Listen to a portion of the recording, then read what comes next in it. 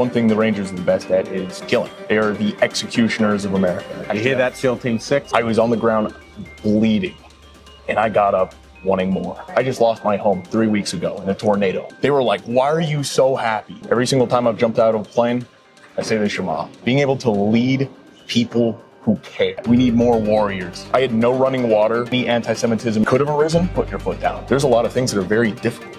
There's a lot of things that are very hard. To me, a warrior is... Good evening. Great Citizens. down and out. Never surrender. He's done it. Famous victory. You're going to come back. Turn to glory. I'm here with Sergeant Martin from the 1st 507th. An incredible story, an incredible journey. I'm just so genuinely glad to be alive. I'm glad to be here, right now. So, That's bloody awesome. Let's start with kind of the experience in the beginning, and what inspired you as a young man to enlist in the U.S. military as a Jew, and kind of get that understanding of why it's so important. absolutely. So, I was raised Orthodox up until the age of 10. At that point, I was put in a very disadvantageous situation from the age of 10 to 18. I didn't have the ability to keep kosher like I would like to. I didn't have the ability to observe all the holidays due to circumstances. You know, I had no running water. At a very rough point in life, I was raised in a very rough aspect. And when I joined the military, I had originally dropped out of high school to help my parents pay bills. I joined the military in order to actually make something of myself, in order to, I wanted to just be as cool as possible. I wanted to genuinely do everything in my power to help provide for my family, to be the person that, I always wanted to be. Do you want to touch on that struggle that you had earlier in life, or is that something that you don't want to? No, absolutely. So it was so crazy. My family, we had this big fortune. They had owned a metal foundry in Pennsylvania. They had invented, originally back in the day, the metal fitting that put hot water into homes. So it revolutionized the hot water and being able to be accessible for everybody in homes. And we ended up losing absolutely everything in 2008. 2008 stock market collapsed. We lost absolutely everything. We went into a situation where I went from being on the top of the world as a kid to, not having running water. Where we had a water buffalo, we would genuinely put our water on the bed of a truck and haul it to a community well, fill it up, and sometimes it would get stuck and we would just be out of luck. No water for that day. Yeah, so we practiced as much as we could in terms of Judaism. We celebrated Hanukkah as best as we could, where it was more about our Hanukkah was getting crafts. Our Hanukkah was getting sentimental value, where we would draw something for our moms. Well, to be fair, the whole Hanukkah gift thing is a very American thing. When I first moved here, I was told I didn't give Hanukkah presents. What bloody hell's that? You got Hanukkah gelt, which is like $1, a gold coin, or a $2 coin, and now everyone wants presents. So, and dreidel, and it was a good time. Yeah, I can definitely sympathise with that difficulty of 2008, because on a personal level, not quite the same extreme, but very much saw that same journey at I think it sounds like we're the same age, and saw that almost one day you're here, the next day the life changes, but we're kids, and it doesn't really make any sense what's going on. Absolutely. At the time. In retrospect, we can understand it, but at the time it's like, how did that even happen? And it's so crazy because we will place such a level of subjectivity on good and bad, where at the time I thought it was terrible. I thought it was so bad. But I am so connected to Hashem now because of all of those events, and I'm so connected to for example, I just lost my home 3 weeks ago in a tornado. I lost everything that I care about. February 13th, I'm a very deep sleeper. I've slept through 4 grenades. I am a very deep sleeper. When I sleep through the night, I sleep through the night. The moment I go to bed, I sleep very deep. And 1:50 in the morning, I had woken up, and it was wild. I just normally don't wake up. And I was sleeping directly on my couch.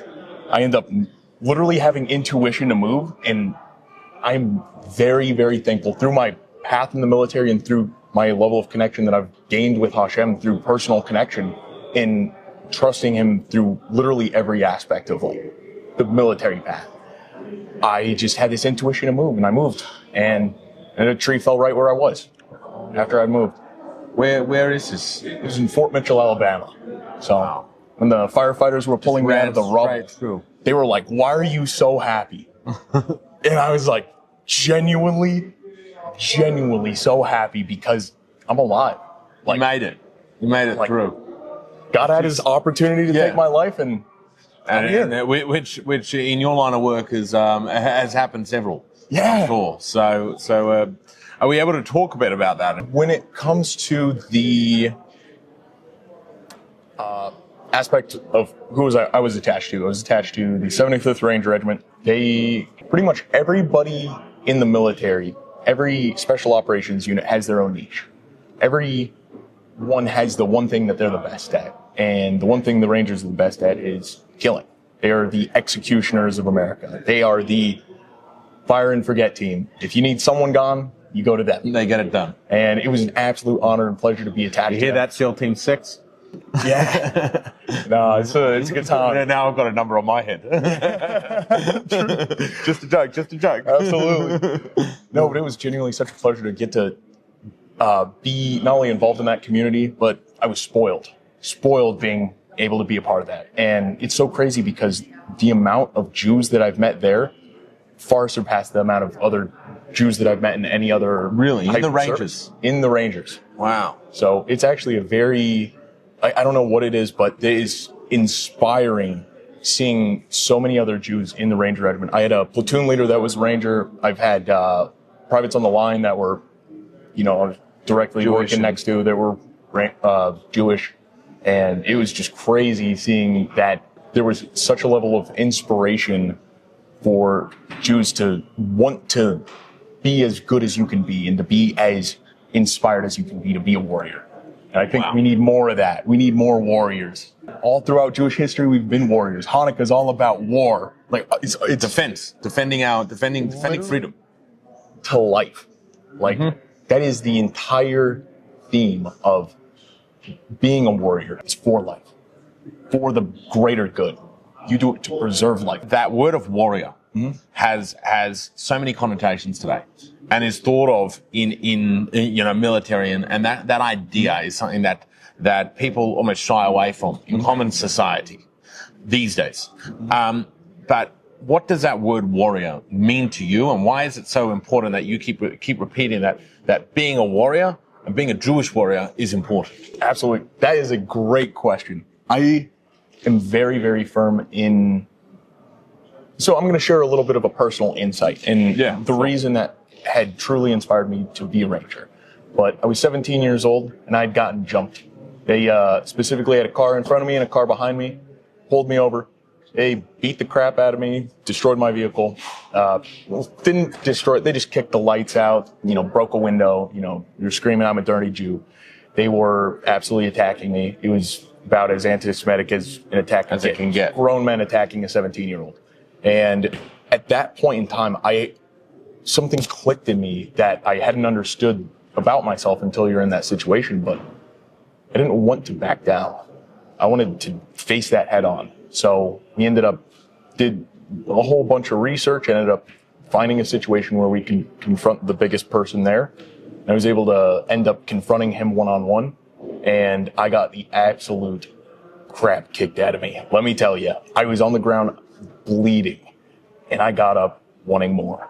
And when that happens, when you find that, when you find that in your soul of someone trying to attack you because of who you are, and you have that absolute pull from the bottom of your soul to keep going and to keep fighting, that level of determination to not back down, then I feel like it is so often overlooked, where there's so many opportunities to back down now in life. And whenever you have that as a Jewish, not even as a Jewish soldier, but as a Jew, whenever you have that drive and determination to defend not only who you are, but whenever I have a family, whenever I have kids, whenever I have a beautiful wife, I want to be able to defend them. And it clicked that I need and that I strive to want to be that person.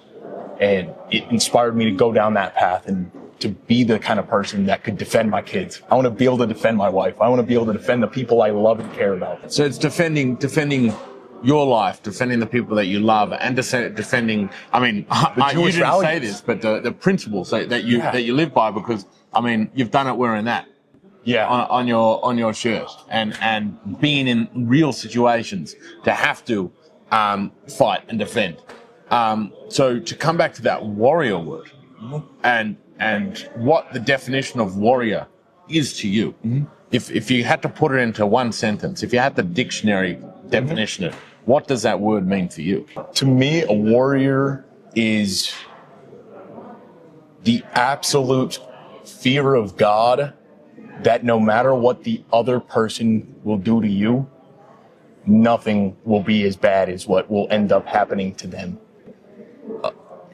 Trusting that you're standing up for your values, standing up for your beliefs, and absolutely fighting for the people to the left and the right of you, and fighting for God, and having that deep, biz booze, that dig deep. When you dig deep for that inspiration, that nothing is as bad as what will happen to them if they win for whatever reason. That, you know, it's in Hashem's hands. That absolute surrender to The omnipotent. yeah, absolutely. The surrender to the will of what is, and knowing that as long as you're being a warrior is doing the things that are difficult, doing the things that are hard regardless, and having the utmost trust in God when you do so. Every single time I've jumped out of a plane, I say the Shema. It's not something that you always want to do. It's not something that you always strive to do. You don't always strive to do something that's scary, but every time that you do it, and you just dig deep, you leave it up to God, and that you make that conscious decision to do something in the face of adversity. There's just nothing better than that. What's the feeling when you overcome it, and when you come out the other side? It's probably euphoria. Absolutely. It's genuinely just such a beautiful moment when you overcome that adversity, when you look it in the face, and you get to stand tall on the other side. When you're across the river, when you're on the ground, when you've landed safely, and it's such a beautiful feeling overcoming that level of adversity. That's beautiful. And now let's move on to a bit of a different topic, understanding the Rangers, and understanding that world, what it actually is. If you're speaking to an ignoramus, can you give us a little bit of the insight? Yeah, absolutely. So there's a limited amount of stuff I can say. I can't Obviously. talk too much into the depths of it. But long story short, the epitome of being a Jewish Ranger is you end up in a situation where you're serving with the top 1% of the military. So you have the absolute most motivated individuals. You have the most compassionate individuals. You have the most highly trained and effective people that have every ounce and fiber of their being is dedicated. It is such a beautiful experience being able to see that level of not only passion, but professionalism in the people that you work with, in the people that you end up being a brother with. And are you able to talk on an operational standpoint? And I know that there are things that you can and can't say, so weave off the can't says. Yeah. But are you able to talk about the level of operations that the Rangers work on, and maybe some of the operations that are public, and unclassified, that you could share? Absolutely. So Rangers' primary mission set is airfield seizures and high value target elimination.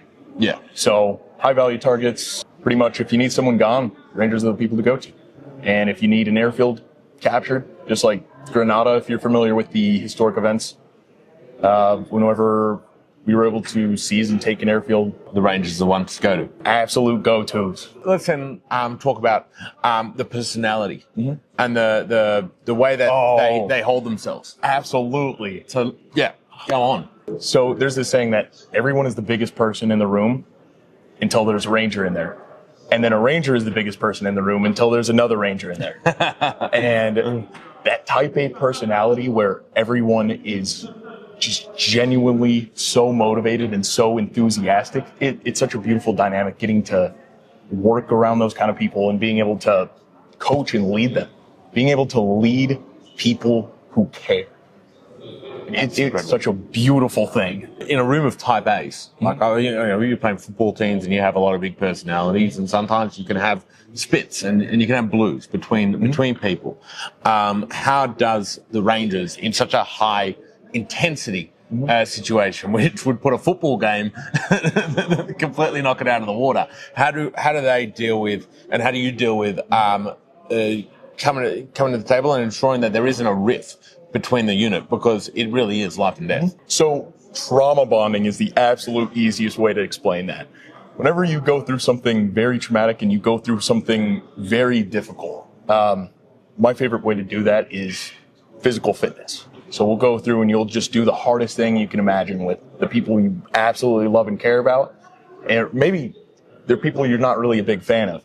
By the end of it, you all share that in common, that you went and you did an extremely difficult task together where you were able to go and do something that a lot of other people may not have been able to do.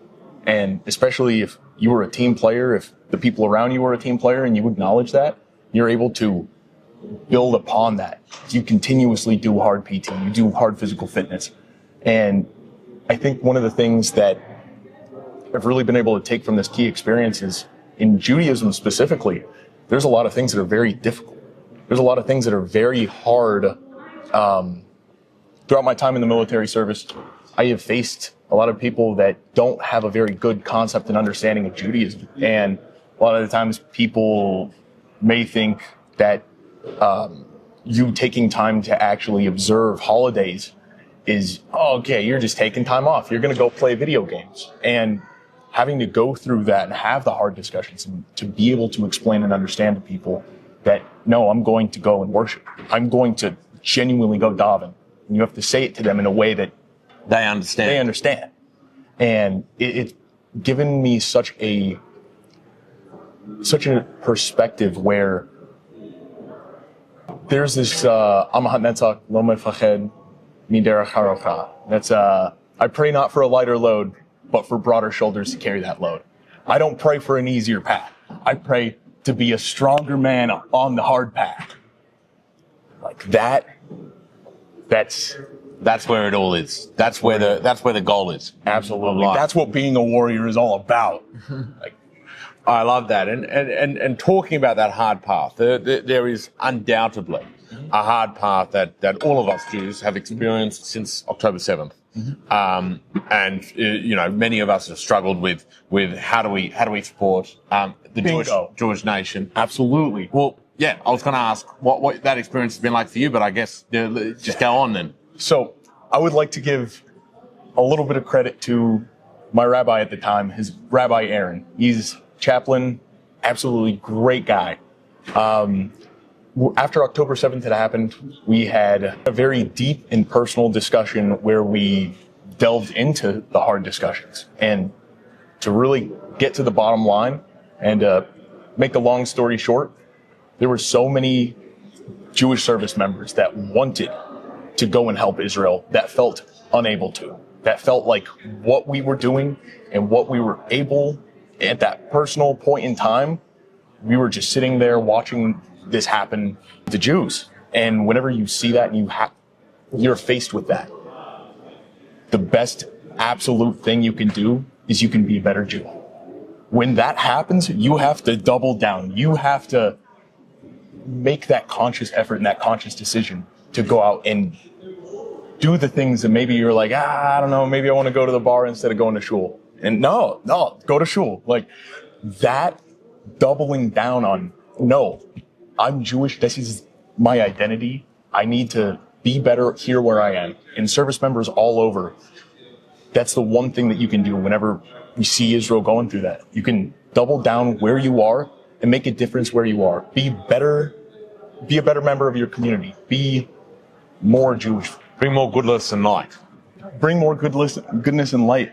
Like literally making an impact on the community and the people you love and care about around you is going to make the biggest difference. From a skill set perspective, There is no doubt that your skill set could have been utilized, but you serve the US military and you defend the United States of America. Absolutely. And although you are a Jew, and these people were killed for being Jews, and that is the anti-Semitism that has occurred has been, it's Jew hatred. It's not, Absolutely. It's not anything else. So with that dynamic understood and that reality being brought to heart, what's your perspective on people serving the United States and what the United States does for us as Jews? Absolutely. So a lot of the times you need people at points of friction. You need good, reliable people.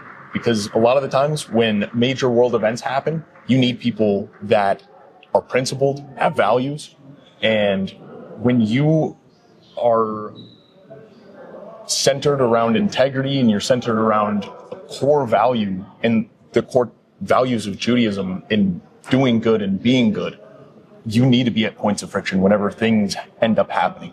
And one of the big, things that I will look back on for the rest of my life and be so genuinely proud of, and the people that I love and care about will look at me and be proud of, was during points of friction where any anti-Semitism even could have arisen, you're there to put your foot down. You need Jewish service members there that have a backbone. You need Jewish service members that are willing to stand up for what's right. You need service members that, in general, that are going to have a backbone and stand up for what's right. And being there at a point of friction where there may be something uncomfortable, there may be, That difficult conversation. difficult conversations, and you can be that voice of reason. Or at times, difficult confrontation. Yeah, absolutely. Where you're there to be not only the voice of reason, but you're there to be the voice of value. You're there when you're not. A lot of the things that change whenever you serve in the military is you're there to serve. You're not there to be served. A lot of the time there's that notion of, what can the military do for me?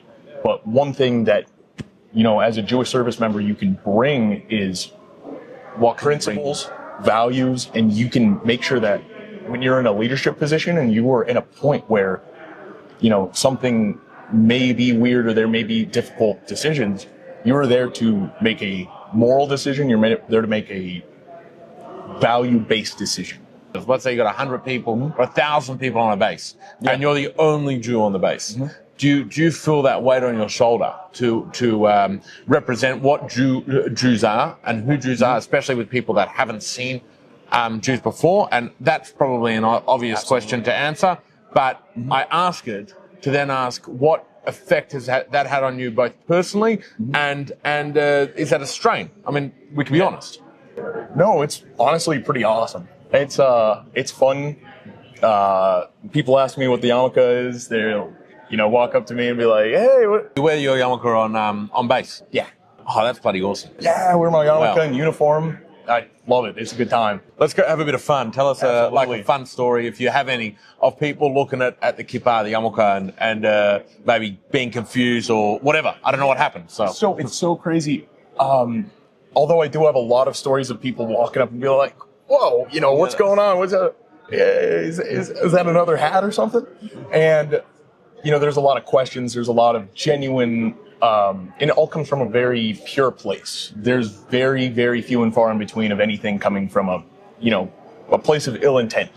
But it's really cool because when you meet other Jewish service members, I met my rabbi, just seeing him wearing a yarmulke, and he saw me, and we just both pointed at each other, and it was like, we're like, "What's up? What are you doing next Shabbos?"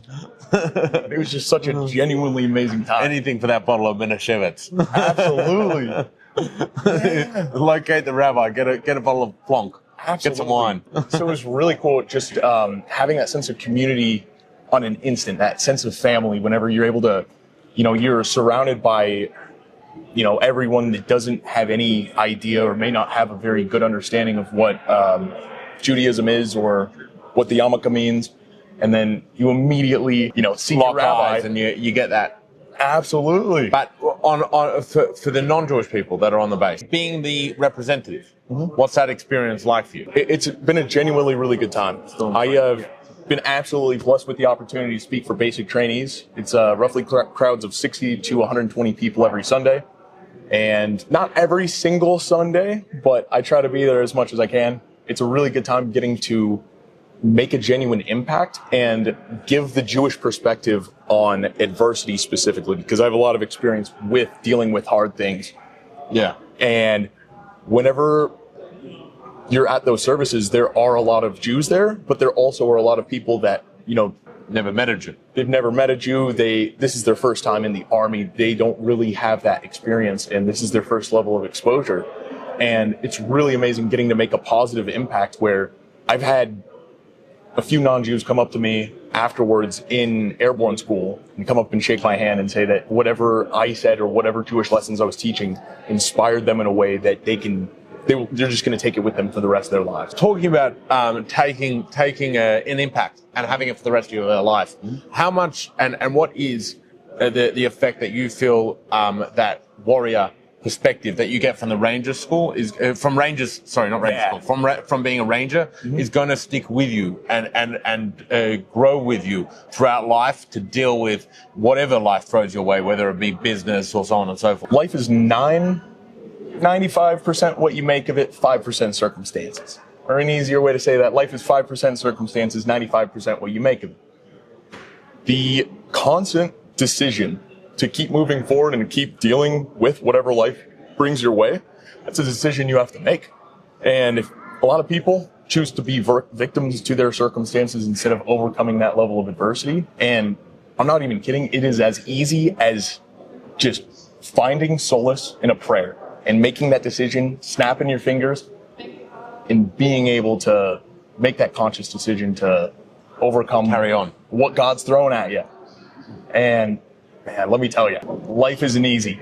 Life will never be easy. No matter if you're in Brooklyn, you can be in a town with 30 people, like I was. I was growing up that town with 30 people, no running water.